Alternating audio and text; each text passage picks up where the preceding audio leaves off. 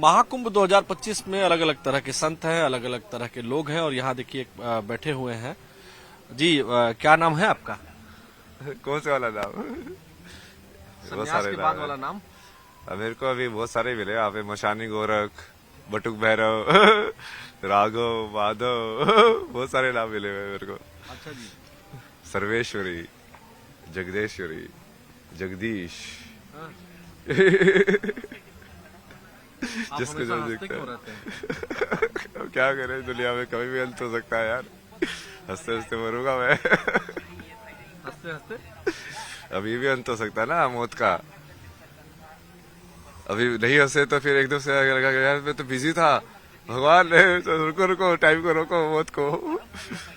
अभी तो इस मोमेंट में भी रहेंगे। शांत भी हो सकते हैं, जरूरी नहीं हंसना, हाँ। पर वो सही है हंसना, वो ब्लिसफुल स्टेट होता है ना, नेचुरल। बहुत अच्छे तरीके से आप बात कर रहे हैं, हमें लग रहा है कि आप पढ़े लिखे बहुत हैं। हाँ, आईटी बॉम्बे से पढ़ा हुआ है ना। जी। आईटी बॉम्बे से एरोस्पेस इंजीनियरिंग किया ना मैंने। आईआईटी मुंबई से हाँ एरोस्पेस इंजीनियरिंग। हाँ। तो इस अवस्था में कैसे प्राप्त हुए? ये अवस्था तो सबसे बेस्ट अवस्था है। ज्ञान के पीछे चलते जाओ, कहाँ जाओगे, यहीं पे आओगे। रहने वाले कहाँ के थे आप? हरियाणा, मतलब जन्म स्थान हरियाणा है, रही तो बहुत जगह पे है। जैसे मुंबई में भी आईटी मुंबई में थे, 4 साल वहाँ पे पढ़ाई की, फिर वहाँ से एमडेस किया, फिर मैं फोटोग्राफी इन सब में चला गया, आर्ट्स में, इंजीनियरिंग से, 3 इडियट्स की तरह। अच्छा, तो जब आपने एरोस्पेस इंजीनियरिंग में पढ़ाई की उसके बाद कहीं नौकरी भी किया? कोचिंग में पढ़ाया ना मैंने, फिजिक्स पढ़ाया 1 साल। जो कोचिंग में इसलिए पढ़ाया जो कि वो मैं फोटोग्राफी में काम करना चाहता था, वो बिना डिग्री के कोई काम दे ही नहीं रहा था।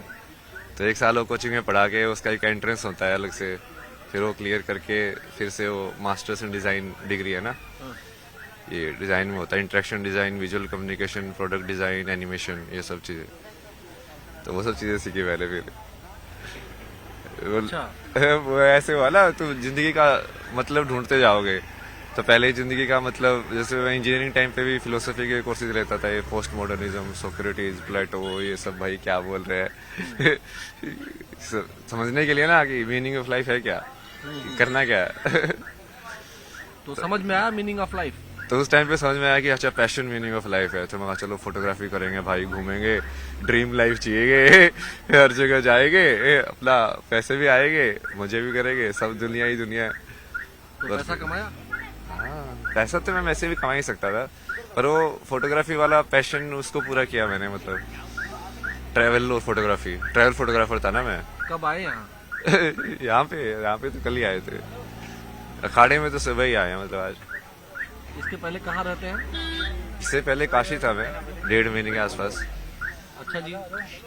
काशी में बहुत सारी बैठ चीजें जाए यहाँ सीखने बगल में वाले आपके? हैं। हाँ, आराम से बैठिए यार। इससे क्या दिक्कत ये है? गाड़ी भी यहीं हो रही, तो यहीं आप बैठते हैं या कहीं और भी बैठते हैं? यही नहीं है, तो मैं अंदर अखाड़ा था ना, तो बाहर ये बस थोड़ा सा। हाँ भैया, थोड़ा शांति जल्दी के निकल लिए। जाओ। हाँ। आराम से। अच्छा, ये बताइए, यहाँ पे हम लोग, आप यहाँ पे इस जगह पे ये पाइप पे क्यों बैठे हुए थे? नहीं, वो उस बैठने की जगह ही वही थी, तो कहीं पे बैठ जा, मैं तो नीचे ही बैठ जाता हूँ। तो कितने साल से बनारस में है? नहीं, 1.5 महीने से था। उससे पहले 3-4 महीने ऋषिकेश था। उससे पहले फिर मैंने ये पदयात्रा किया था 2000 किलोमीटर के आसपास ना। मनाली से चलना शुरू किया था पहले, रोज चलता था 20 किलोमीटर, पूरा 4 धाम किए, फिर ऋषिकेश आया। ये आपकी ये इस अवस्था की यात्रा कहाँ से शुरू हुई? ये वही है ना, तुम वहां पे जाओ, ढूंढा, वहां पे नहीं मिला, फिर फोटोग्राफी किया, फिर वो भी नहीं मिला, फिर वो सोच गया यार क्यों घूम रहा है तू। घूमे जा रहा है, कोई है ही नहीं तेरा अपना, अकेला ही जा रहा है, जुलिया में जी रहा है, कुछ पता ही नहीं तुझे। फिर मैं सब छोड़ के धर्मशाला चला गया। फिर वहाँ पे मैंने बेसिक चीजें सीखी। मेरा खाना बनाना तो आता ही नहीं है। दुनिया में इतनी सारी चीजें सीख ली, अभी ये बेसिक चीजें समझ में नहीं आती तेरे को कि खाना कैसे बनता है। तो समझो थोड़ा स्टिल लाइक माइंड को ना, कि हाँ छोटी छोटी चीजों पे ध्यान दो, जिंदगी की रोजमर्रा की एक एक चीजें जो तुम कर रहे हो वो कैसे होती है। तो माता पिता ने पढ़ाई लिखाई कराई थी आपको? पढ़ाई वो कहाँ है? मम्मी पापा कहाँ है? मम्मी पापा ने तो जैसे ही तुम भगवान का नाम लेते हो, आधे तो भारत में ऐसे बोलते हैं भाई ये तो पागल हो गया। जैसे तुम ध्यान में बैठते बोले तो बाबा बोलेगा, ये तो भाग जाएगा घर से। मैं कहा, यार बाबा बाबा नहीं बदला भाई, मैं तो अब ये चीज सोच में आई कि हाँ ये असली ज्ञान तो यही है। अब मन को समझना है, मेंटल हेल्थ या कोई और चीज को तुमको ठीक करना है, तो यही करके करोगे। तो लेकिन लोग तो कह रहे होंगे कि आपकी मेंटल हेल्थ ठीक नहीं है। तो लोग तो कुछ भी बोलते रहे तभी तो आनंद में हूँ, लोगों से फर्क क्या नहीं पड़ता मुझे। फर्क नहीं पड़ता। महादेव भगवान सब को करते मानते हैं, महादेव शिवा।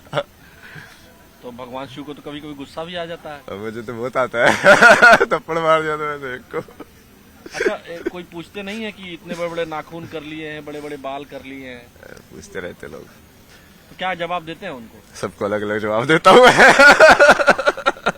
अच्छा, जो स्कूल कॉलेज में गए होंगे तो कुछ पर्सनल नाम तो होगा स्कूल कॉलेज वाला। है ना, अभय सिंह। अभय सिंह। लेकिन अभय सिंह मॉडर्न लड़का, इंजीनियरिंग की पढ़ाई किया, आईआईटी मुंबई। आईआईटी में लोगों का एडमिशन नहीं होता है। हाँ। आपका एडमिशन हुआ, पास किया आपने, एरोस्पेस इंजीनियरिंग में थे आप, और अब ये बड़े बड़े नाखून, कंठी, माला। और नहीं नहीं, ये तो वही तो कर रहा हूँ मैं। आप देखो ना, अभी वो सारे ज्ञान को एक साथ कर रहा हूँ ना, अभी जो जितना भी अटेन किया है।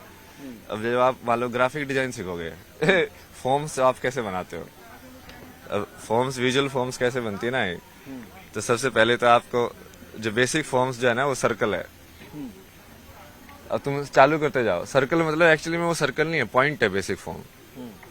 अब पॉइंट से तुमने उसको घुमाया विजुअल के अंदर ना, उसको मोड़ा तो क्या बना, या तो सीधा घुमाया तो लाइन बनेगी, नहीं तो वो कर्व बनेगा, है ना। अब उसके तू जोड़ के उस कर्व के अंदर क्या हो गया, 2 पॉइंट हो गया। अब 1 से 2 हो गया, 1 पॉइंट था से 2 पॉइंट हो गए।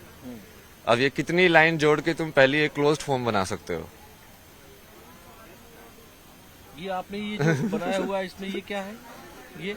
ये तो 3 का है ना, कि 3 के कॉम्बिनेशन में तुम बेसिकली परम्यूटेशन और कॉम्बिनेशन कितने कर सकते हो। जैसे 1 2 3 है तो उसको तुम कैसे कैसे कनेक्ट कर सकते हो।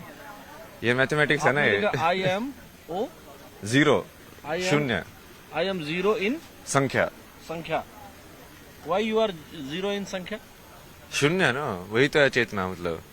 अच्छा, शून्य चेतना है। हाँ, जैसे संख्या जो है ना, कि तुम 1 हो कि 2 हो कि 3 हो, यदि तुम्हारी चेतना 1 है तो तुम शून्य हो। यदि मैं मान लो, जैसे मैं अभी 3 चीजें होती है कि आदमी अपने आप में बड़बड़ाता है, अपने आप में बड़बड़ा रहा, या तो वो अपने आप से बात कर रहा है, या उसको ये मान लो कि प्रकृति से बात कर रहा है सीधा। मैं उस प्रकृति की एक फॉर्म से बात नहीं कर रहा, मतलब ये हवा से भी बात कर सकता हूँ मैं, क्योंकि मैं हवा को भी जिंदा मानता हूँ। समझे आप?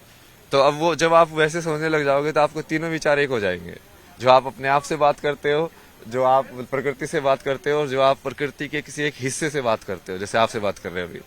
अच्छा, मान लीजिए मैं भी एक प्रकृति का हिस्सा हूँ, और हाँ। इस नाते अगर मैं आपसे पूछूं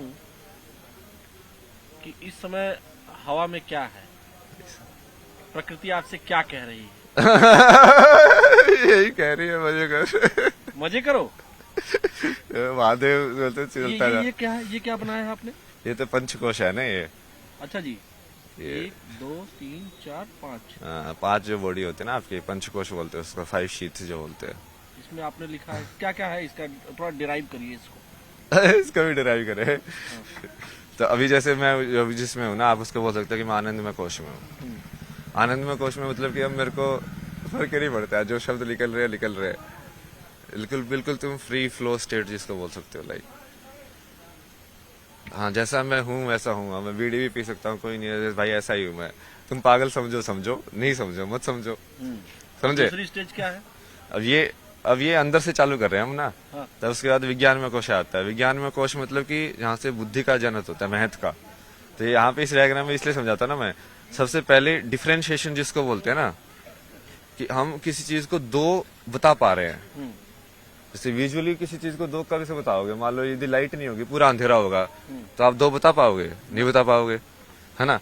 तो उसके लिए बीच में एक लाइट चाहिए और डार्क पार्ट चाहिए, मतलब लाइट और डार्क का कॉन्ट्रास्ट चाहिए। तभी तो 2 से चलेगा ना वो आगे। तो अब ये डिफरेंशिएशन ये जो होता है, ये बुद्धि करती है। जैसे 2 साउंड अलग अलग है, ये कैसे पता चलता है? आ ऊ, ये बुद्धि ने कहीं ना कहीं 2 सैंपल को लिया उसको कंपेयर किया, कहना चाहिए ये ऐसा है, ये ऐसा है, ये अलग है, ये अलग है, और उसको अलग अलग कर दिया, डिफ्रेंशिएट कर दिया, है ना, उसकी आवृत्ति के अनुसार। आवृत्ति के अनुसार। तो ये बनता है विज्ञान में कोशा। जी। वहां से बुद्धि चालू होती है, डिफ्रेंशिएशन चालू हो जाता है।